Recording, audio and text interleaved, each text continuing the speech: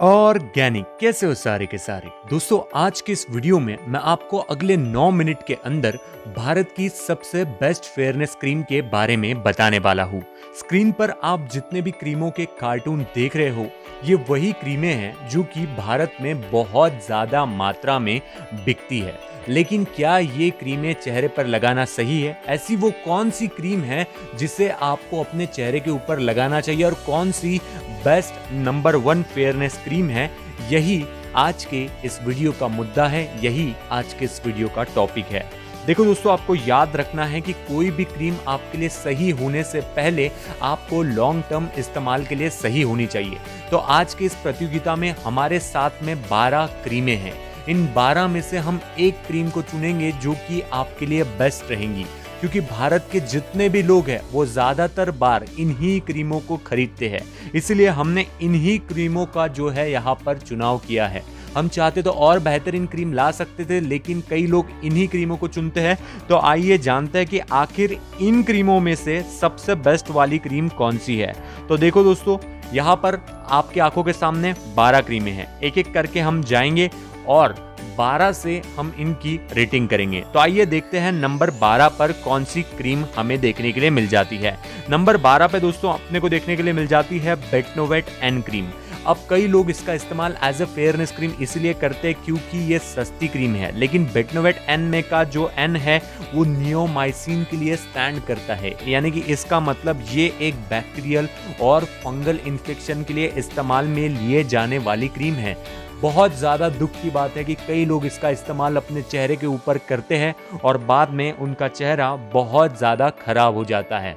इसीलिए मैं आप सभी लोगों को यही सुझाव दूंगा कि भले ही ये भारत में फेयरनेस के लिए बहुत ज़्यादा बिकती है, लेकिन ये एक फेयरनेस क्रीम बिल्कुल भी नहीं है। और अगर आप भी ऐसे किसी क्रीम का इस्तेमाल करते हो तो आपको नहीं करना है। बाद में आ जाती है बेटनोवेट सी क्रीम। दोस्तों, ये जो क्रीम है ये भी एक फंगल इन्फेक्शन में इस्तेमाल में लिए जाने वाली क्रीम है।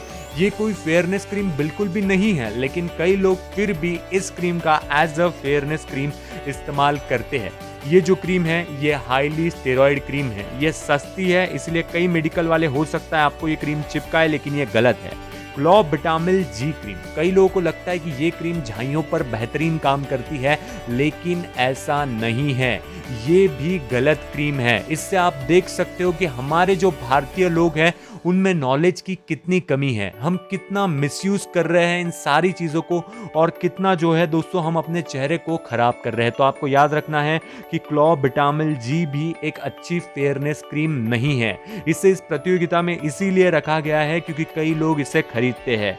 आपको याद रखना है। उसके बाद में आ जाती है क्लॉप जी क्रीम। ये भी क्रीम एक एंटी फंगल और इन्फेक्शन वाली क्रीम है। कई लोग सोचते हैं कि इस क्रीम को लगाने से वो गोरे हो जाएंगे, लेकिन ऐसा नहीं होता है। जब वो इस क्रीम का इस्तेमाल अपने चेहरे के ऊपर करते हैं तो उनका चेहरा लाल हो जाता है, यानी कि उनके जो स्किन सेल्स है ये बर्न हो जाते हैं, जिसके वजह से उनके चेहरे पर उन्हें बहुत ज़्यादा साइड इफेक्ट्स का सामना करना पड़ सकता है।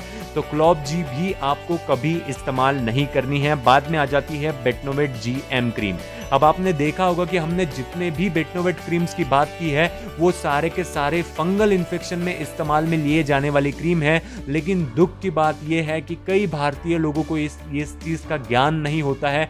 गलती उनकी भी नहीं है। कई लोग उनसे ये चीज़ कह देते हैं यूट्यूब पर, कई लोग उन्हें गलत नॉलेज शेयर कर देते, तो वो बेचारे इस क्रीम का इस्तेमाल करके बाद में डॉक्टर के चक्कर पर चक्कर काटते हैं। लेकिन बेटनोवेट जीएम क्रीम भी गलत क्रीम है। उसके बाद में हम बात करते हैं स्किन लाइट क्रीम की, जो कि भारत में बहुत ज़्यादा मात्रा में बिकती है। यहाँ पर आप देख सकते हो हाइड्रोक्विनोन लिखा गया है। दोस्तों, ये जो क्रीम है ये भी एक स्टेरॉइड क्रीम है।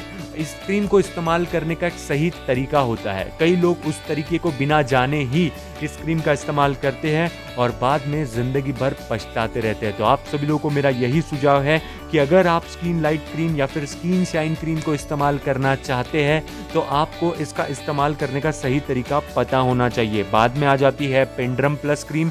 कई लोग पिंडरम प्लस क्रीम को भी गलत तरीके से इस्तेमाल करते हैं। इसके केमिकल्स इतने गंदे हैं कि भारत में इसे बैन कर दिया गया था, लेकिन कई लोग फिर भी इस क्रीमों को बेचते हैं, कई लोग फिर भी इन क्रीमों से पैसे कमाना चाहते हैं और कई लोग इन्हें अपने चेहरे पर लगाते भी है। याद रखना है दोस्तों, पिंडरम प्लस भी बहुत ज़्यादा घातक क्रीम है। ऐसे क्रीमों का इस्तेमाल अपने चेहरे पर बिल्कुल भी ना करें। बाद में आ जाती है मेला केयर क्रीम। अब देखो दोस्तों, मेला केयर क्रीम जो है ये भी एक स्टेरॉइड क्रीम है। इसके अंदर जो इस्तेमाल में लिया गया है हाइड्रोक्विनोन, वो आपके चेहरे को खराब कर सकता है। इसलिए आपको इस चीज़ का अच्छे से ध्यान रखना है कि मेला केयर क्रीम आपको डॉक्टर के सलाह पर ही इस्तेमाल करनी है। ये कोई रेगुलर फेयरनेस क्रीम नहीं है, रोज़ रोज़ इस्तेमाल करोगे तो पछताओगे। एक बात याद रखनी है कि जो स्किन लाइट क्रीम और मेला केयर क्रीम है, इसके इंग्रेडिएंट सेम है, नाम सिर्फ अलग अलग है। नाम अलग होने से कुछ भी नहीं होता है दोस्तों। ये जो क्रीमें हैं इनके इंग्रेडिएंट सेम है, तो आपको याद रखना है कि साइड इफ़ेक्ट भी सेम होंगे। तो ये कुछ ऐसी केमिकल वाली क्रीमें हैं जो कि भारत में बहुत ज़्यादा बिकती है और ये आपके चेहरे को ख़राब कर देंगे। आपको याद रखना है कि इनमें से कोई भी क्रीम आपके लिए सही नहीं है और ध्यान से इस बात को सुनना है। अभी आगे जो भी मैं आपको बातें बताने वाला हूँ उन पर भी आपको गौर फरमाना है। उसके बाद में दोस्तों जो केमिकल लेस क्रीम है वो आ जाती है वाइट टोन क्रीम। अब वाइट टोन क्रीम की अगर मैं बात करता हूँ, कई लोग सोचते हैं ये फेयरनेस क्रीम है, लेकिन ऐसा नहीं है। ये एक पार्टी वियर क्रीम है, यानी कि आप किसी पार्टी में जा रहे हो तब अगर आप इस क्रीम का इस्तेमाल करते हो तो थोड़ा ठीक ठाक लगोगे। रेगुलर इस्तेमाल करोगे तो इसका आपको कोई भी असर अपने चेहरे पर देखने के लिए नहीं मिलेगा। आपको याद रखना है कि ये भी क्रीम इतनी बेहतरीन नहीं है, लेकिन इसे लोग खरीदते इसलिए क्योंकि बार बार विज्ञापनों में इन्हीं क्रीम के विज्ञापन दिखाए जाते हैं। उसके बाद में फेयर एंड लवली क्रीम, कई लोग जानते होंगे, जो लोग ज़्यादा फेयर एंड लवली क्रीम का इस्तेमाल करते हैं कई दिनों के बाद में उनकी त्वचा बहुत ज़्यादा खराब हो जाती है, रुखी हो जाती है। क्यों? क्योंकि फेयर एंड लवली के अंदर जो केमिकल इस्तेमाल में लिए गए हैं वो हमारे त्वचा के लिए किसी भी मायने में सही नहीं है। तो फेयर एंड लवली भी एक पार्टी वियर क्रीम, यानी कि ओकेजनली आप इस्तेमाल कर सकते हैं, रेगुलर इस्तेमाल के लिए एक सही क्रीम बिल्कुल भी नहीं है। तो इससे आप समझ सकते हैं कि आप में से जो ज़्यादातर लोग हैं वो गलत क्रीमों का चुनाव करते हैं। बाद में आ जाती है विको टर्मरिक क्रीम। ये जो क्रीम है ये भी इतनी खास क्रीम नहीं है, लेकिन इस सूची में जहां पर भारत में क्रीमें बहुत ज़्यादा बिकती है, इस सूची में ये नंबर 1 पर आती है क्योंकि इसके इंग्रेडिएंट थोड़े से ऑर्गेनिक है, थोड़े से नेचुरल है। जी हाँ दोस्तों, आपको याद रखना है कि इसके इंग्रेडिएंट्स थोड़े से ही नेचुरल और थोड़े से ही ऑर्गेनिक है। क्योंकि अब ये भारत में बहुत ज़्यादा बिकती है तो एक बड़ा ब्रांड है जो कि है विको टर्मरिक और पॉन्ड्स। ये 2 क्रीमें ऐसी है जो कि बहुत ज़्यादा अच्छी है, ऐसा तो मैं नहीं कहूँगा, लेकिन इस सूची में, जिन सूची में हमने इन 12 क्रीमों को ऐड किया था, उन सूची में ये सेफ क्रीम है और ये बेस्ट क्रीम है। अगर आप चाहते हो उन क्रीमों को खरीदना तो आपको लिंक डिस्क्रिप्शन में मिल जाएगा।